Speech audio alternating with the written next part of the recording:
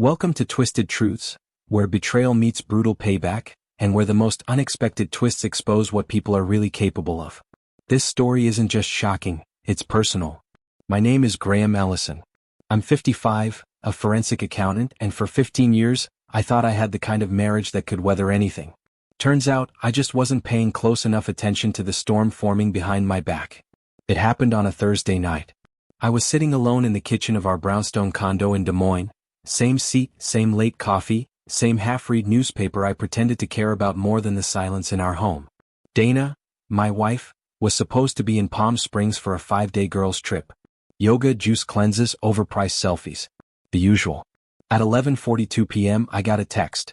"I'm not coming back. I've met someone better. Your stuff is in storage." Attached, a screenshot of our bank statement. $117,860 transferred from our joint account to her personal one. That's how she ended a 15-year marriage. 2 sentences. And a screenshot. I didn't even finish my coffee. I should have seen it coming. The signs were all there. The extra weekends away. The new outfits she didn't wear around me. The Insta posts filled with sunsets and yoga mats, but none of them included me anymore. I'm a forensic accountant. My job is to spot inconsistencies, patterns that don't add up. But when it came to my own life, I ignored the biggest discrepancy of all. The woman sleeping in my bed had already checked out. Dana used to roll her eyes whenever I talked about work. All those spreadsheets, all those numbers. You should really try meditating or something. I used to think she was joking. That she didn't need to understand my job to appreciate what it provided. I was wrong. When we got married, I paid for her yoga studio to open. I bought us a house in a better zip code. I never blinked at the vacation packages she curated like they were religious pilgrimages. But the problem with giving someone the world is realizing too late they think they're entitled to it. 6 years ago, my father warned me. We were fixing the deck at his lake house. "Son," he said, "just make sure she values what you do to earn all this." I laughed it off. Dana had charm. Presence. She could talk anyone into buying herbal teas or $300 leggings. But I started to notice the cracks, quiet ones. And I did what I always do with uncertainty. I prepared. I never told Dana about the second email address I used for private financial tracking. I never told her about the LLCs I set up or the crypto I invested in under trust accounts. And she never cared to ask.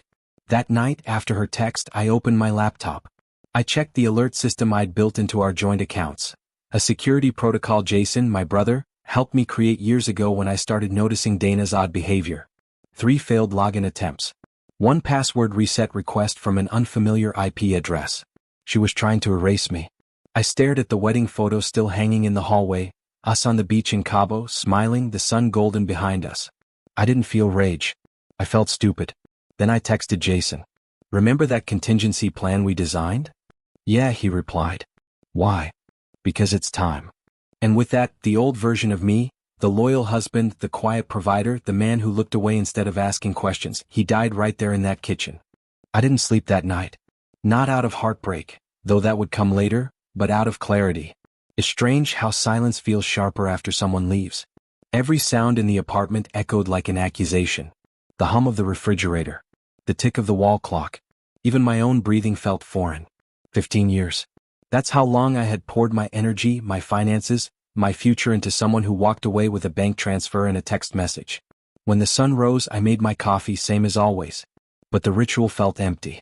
Like muscle memory going through the motions of a life that no longer existed. Dana was gone. And I wasn't even surprised. I logged into my primary financial system, a custom interface I had designed over the years, partly for work, partly to safeguard myself. As the screen lit up, I saw the confirmation. Dana had wiped out our joint account. The $117,860 was gone. Transferred to her personal account using my saved credentials. But that wasn't what hurt the most. It was the fact that she had timed it so precisely. She waited until she was physically out of town. Waited until it was after banking hours. Waited until there was nothing left to discuss. The storage unit code she sent led me to a grim confirmation. 2 plastic bins. That's all I was worth to her. My suits, my shaving kit, a couple of mugs from our early days in the first apartment. No photos. No keepsakes. Nothing of sentimental value. As if she was trying to scrub me from the record. I sat in my car outside the unit, the early morning light filtering through the windshield, and I felt hollow. I'd weathered tough audits. I'd helped take down white-collar criminals with offshore schemes and elaborate embezzlement tactics. But none of them had ever gutted me like this. Because this wasn't just betrayal. It was erasure. I didn't go home. There was no home anymore. Instead, I checked into a small business hotel near the edge of town. Nothing fancy, just clean, anonymous, and quiet. I left my phone on silent. Dana called. Again. And again. Then came the text. Graham, you're overreacting. Let's talk like adults. I didn't steal, it was our money. It was the audacity for me. She hadn't even waited a full day before trying to rewrite the narrative. First she was my wife, then my ghost. Now she wanted to negotiate? I didn't answer. Instead, I called my attorney and told her everything. The withdrawal. The text. The storage unit. I emailed her the documents, time-stamped proof of what Dana had done. Then I did something harder than I expected. I called my mother. She's 78. Lives in Ames. Always loved Dana. Used to call her my other daughter. When I told her what happened, there was a long pause. Then she said softly, I'm sorry, Graham, but I'm not shocked. I always thought she looked at you like a paycheck, not a partner. I didn't want to hear that, but I needed to. That evening, I wandered around downtown. The shops were closing. The bars were just starting to fill. I ended up sitting on a bench near the Riverwalk, watching strangers pass by with laughter and plans and lives not currently on fire. I wondered if I should have seen it sooner. The way Dana's eyes glazed over during dinner conversations. The way she no longer touched my shoulder in passing. The way she started posting photos that cropped me out entirely. I had noticed. I had just convinced myself it didn't mean anything.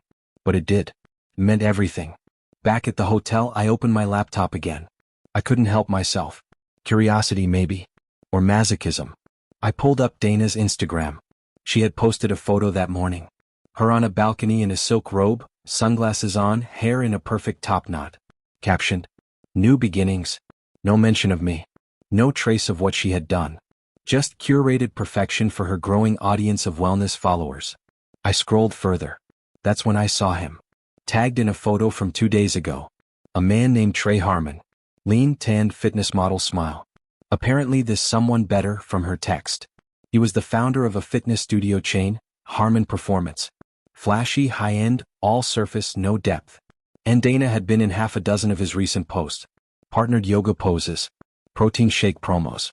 Matching outfits. They weren't hiding it. They were flaunting it. Suddenly, a different emotion replaced the ache in my chest. Focus. I wasn't going to be the man quietly replaced. The background character in my own life story. The husband discarded like a marketing prop for her new chapter. No. If she wanted a war, she'd get one. And I wouldn't raise my voice. I wouldn't post cryptic quotes. I wouldn't spiral in public. I would do what I do best. Track. Audit. Uncover. The next morning, I picked up the phone and called my brother Jason. Jason is a cybersecurity expert. We'd worked together before, on fraud investigations, whistleblower audits, and corporate probes. He's the reason I have contingencies. She made her move, I told him. It's time for ours. Copy that, he said. Let's see what she's really up to. Jason arrived at the hotel less than 2 hours after my call. He didn't say much, just walked in with his laptop bag, sat on the small table by the window, and opened his system like it was a crime scene. What do you know so far? He asked, fingers already tapping. I told him everything. Dana's text. The $117,860 she drained from our joint account. The storage unit. Trey Harmon, the fitness guru with great abs and poor timing. Jason didn't flinch. Instead, he pulled up Harmon's business records through a few legal databases and digital forensics tools.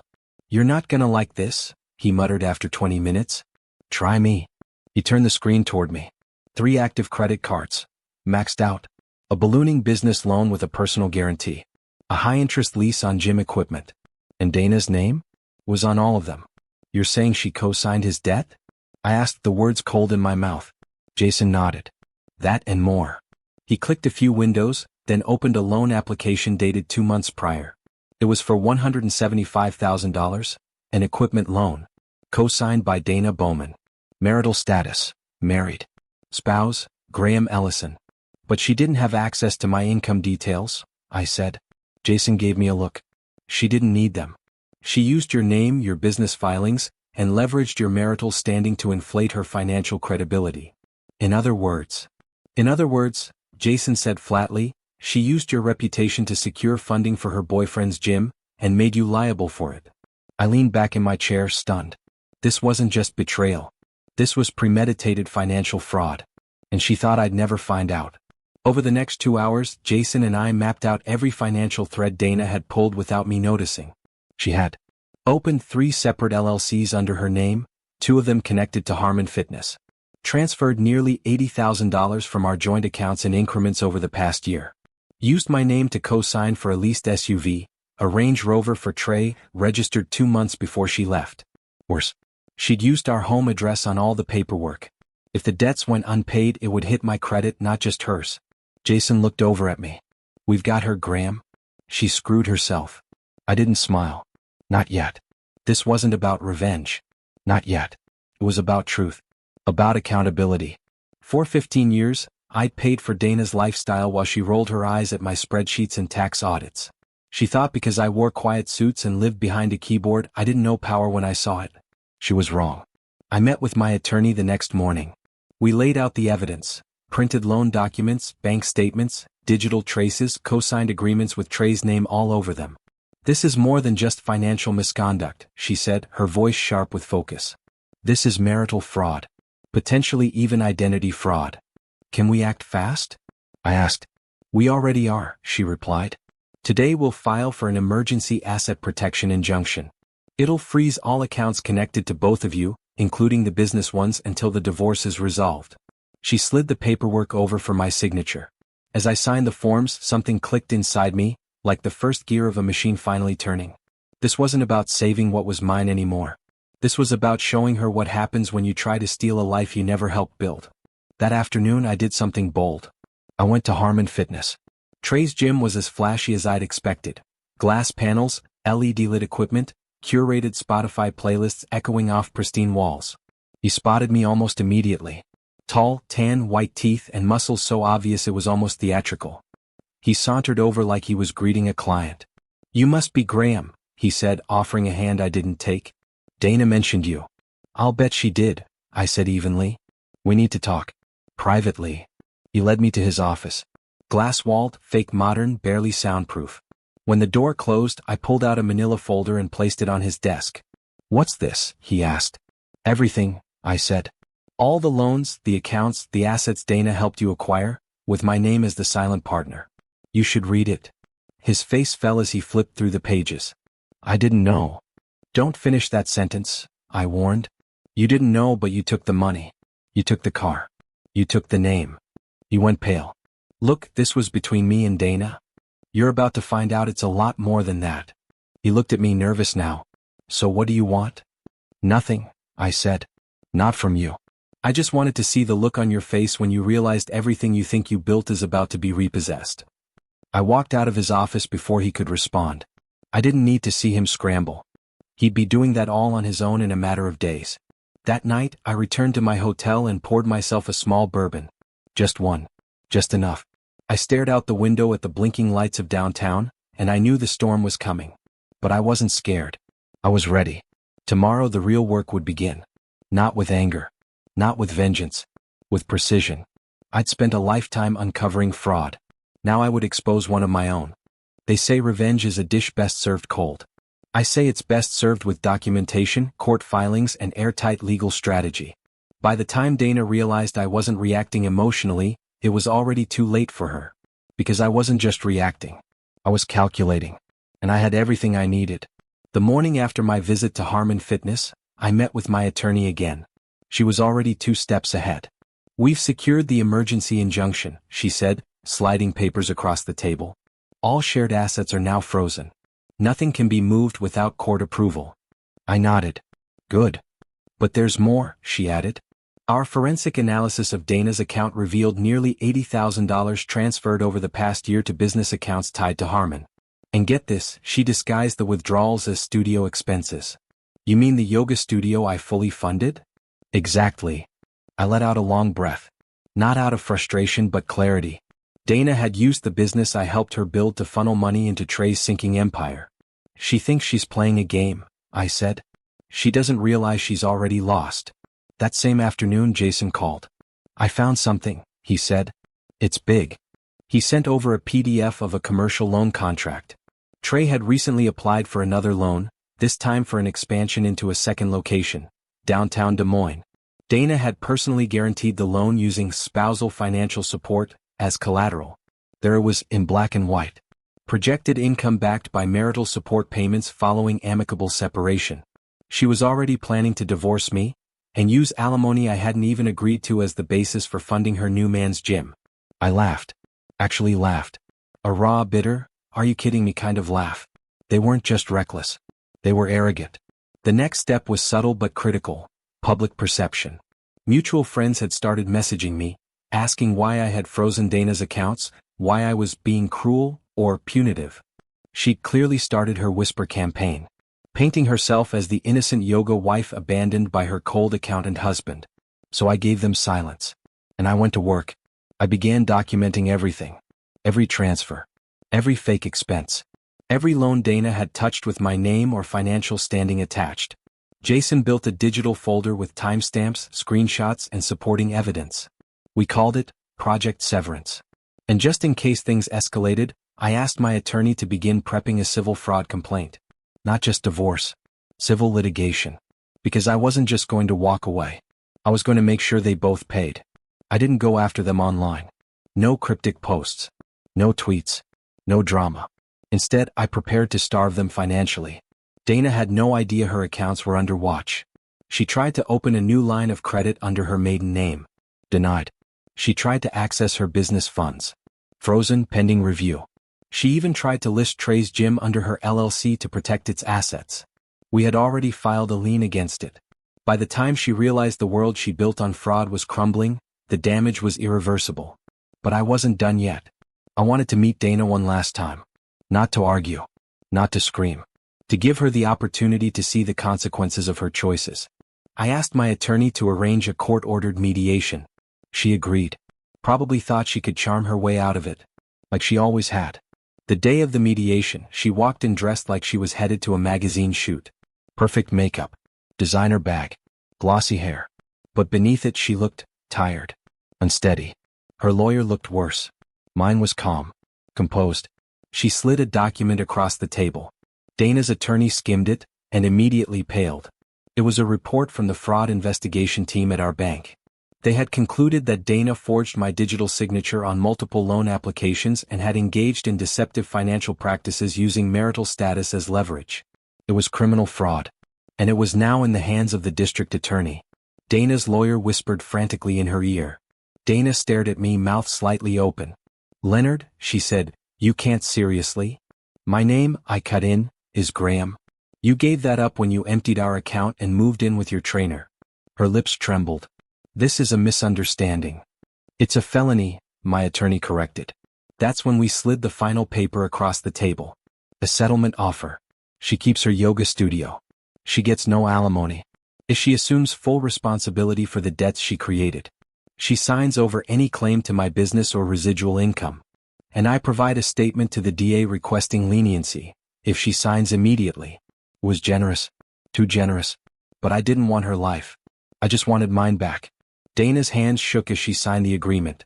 I saw in her eyes what she never expected. That I wouldn't chase her. That I didn't need revenge to feel powerful. Because this wasn't revenge. This was strategy. And she never saw it coming. Dana signed the settlement with the same manicured hand she once used to sign thank you cards to my clients. Only now there was no smile behind it, just a quiet desperation. A tremor in her fingers. A flicker of something she hadn't felt in a long time. Consequences. When we left that mediation room, she didn't speak. Her lawyer gathered the documents and muttered something about following up later. But there was no later coming, not the kind she was hoping for. I didn't look back. I didn't need to. The trap had already sprung. 2 days later, my attorney called with an update. The district attorney is reviewing the fraud findings but agreed to hold off on charges. For now, she said. I knew what that meant. We'd given Dana one last off-ramp. If she honored the settlement and didn't make things worse, she'd avoid prosecution. But if she tried anything, the hammer would drop. Then came the call from the bank's asset recovery division. They were moving to collect on the outstanding equipment loan co-signed by Dana, now invalid due to the divorce. Without the marital backing, the terms had collapsed. I asked where they planned to start. Repossession, they said. All Harmon Fitness gym equipment, including leased machinery, is scheduled for pickup Friday morning. I didn't smile. Not really. But I did feel something deeper. Satisfaction. Because the machine was moving now, and I didn't have to lift another finger. That same Friday, a mutual friend messaged me a video. Trey's gym. Trucks outside. Movers wheeling out treadmills and rowing machines. A manager arguing with someone off camera. Members confused and filming the chaos. By noon, Harmon Fitness had been stripped bare. And by 4 p.m., Trey posted a now-deleted Instagram story. We're going through a transition phase.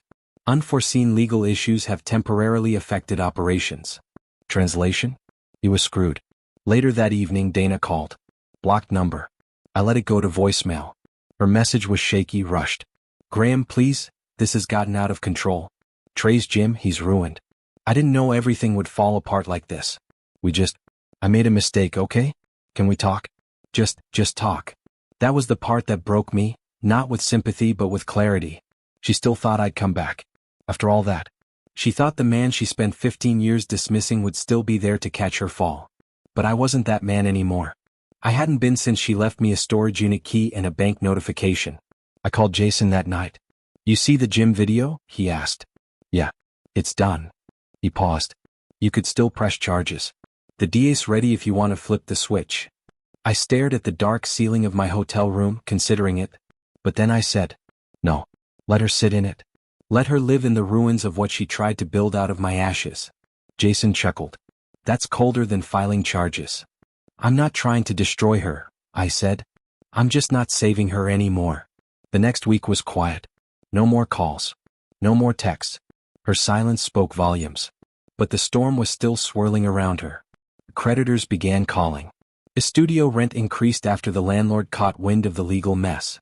Trey, without capital or a reputation, skipped town and headed to Florida, according to mutual friends.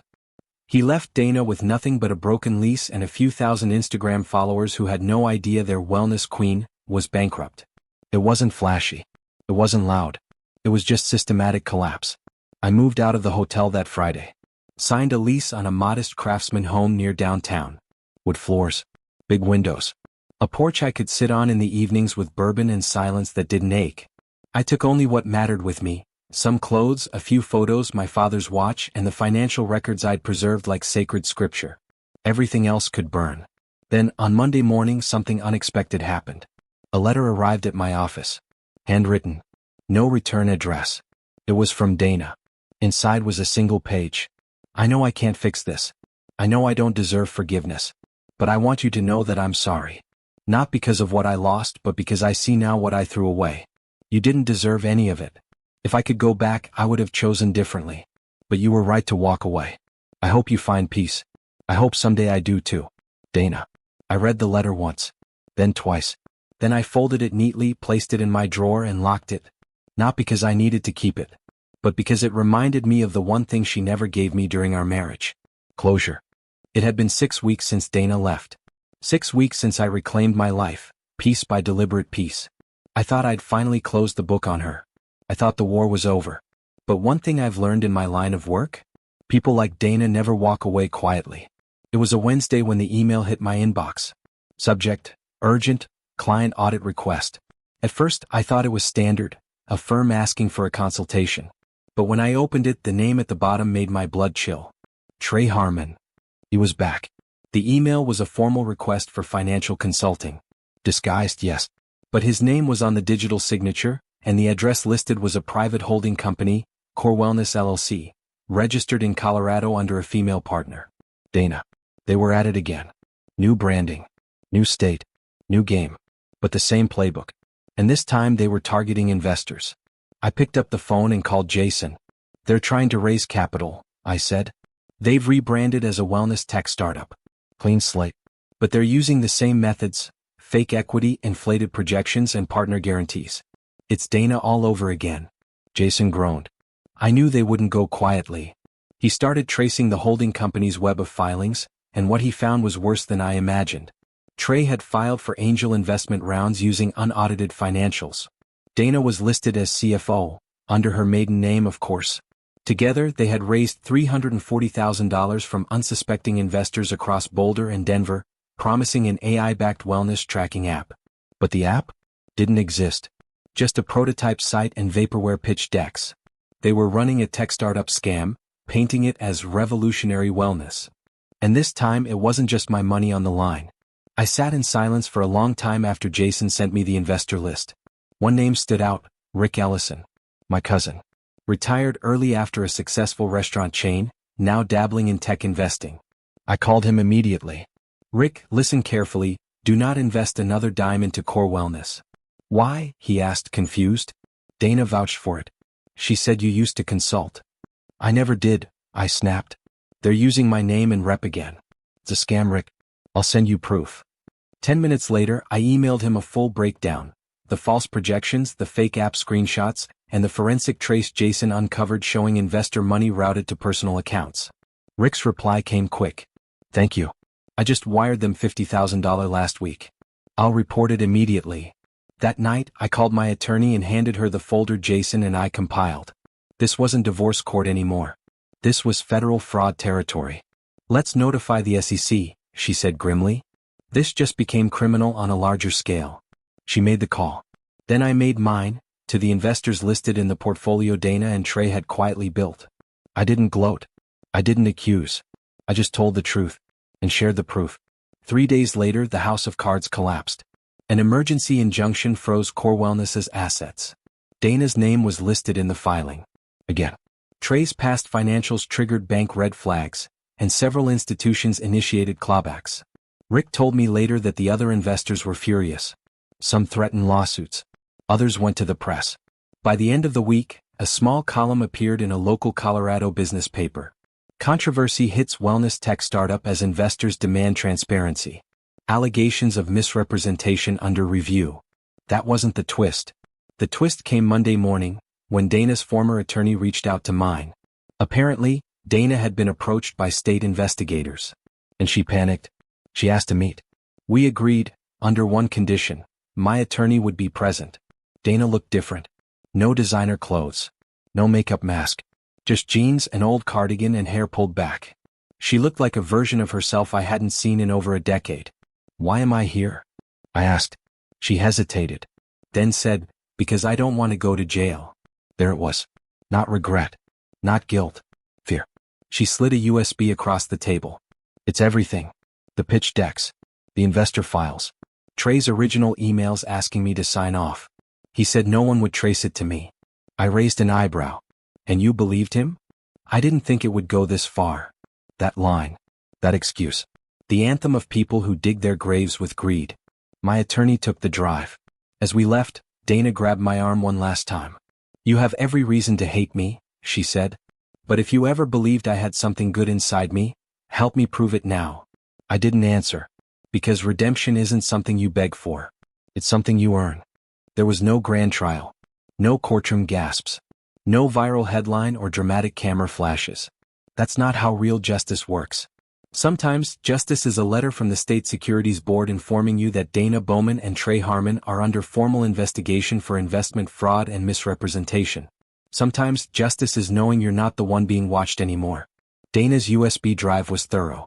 It confirmed everything. Fake metrics, misrepresented financial projections, manipulated signatures, and internal emails between her and Trey discussing how to shift investor focus and buy more time with Buzz. They were planning a full-blown Ponzi scheme disguised as a wellness tech launch. The authorities took it seriously. Even though Dana cooperated, the damage was done. Multiple investors had already filed civil claims. At least one was considering pressing criminal charges against Trey personally. The final nail? A memo Trey had drafted, never sent, but saved in a shared folder, outlining how they could spin Dana's failed marriage to a rich accountant as the origin story for their rebrand. My name again used as marketing. Trey vanished. The last we heard, he'd emptied his personal account and fled the state. Rumors said he headed to Miami, maybe Costa Rica.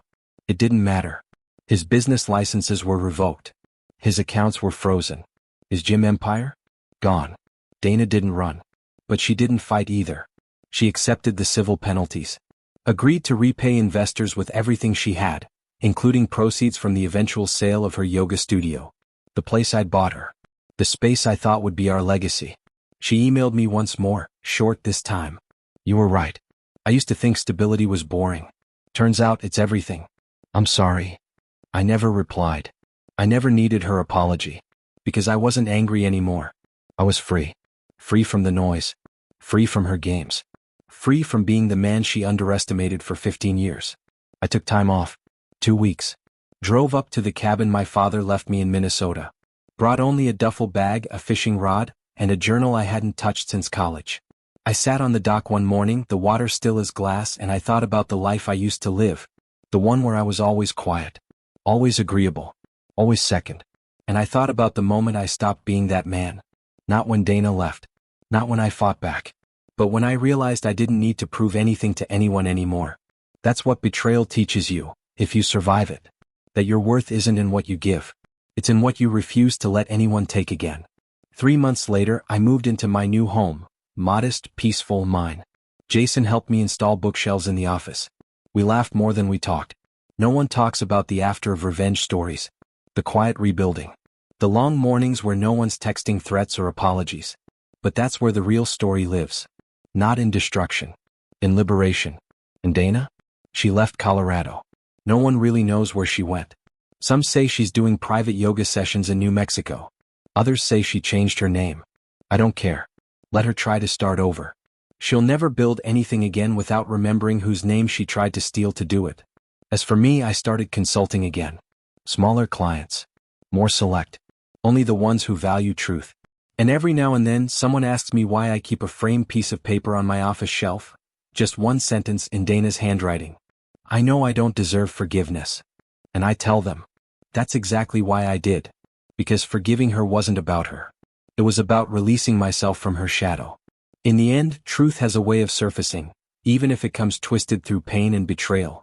As one wise voice once said, sometimes your greatest enemy was once your closest ally. If this story struck a chord with you, let us know in the comments. And don't forget to subscribe, share, and spread the word, because justice deserves to be heard.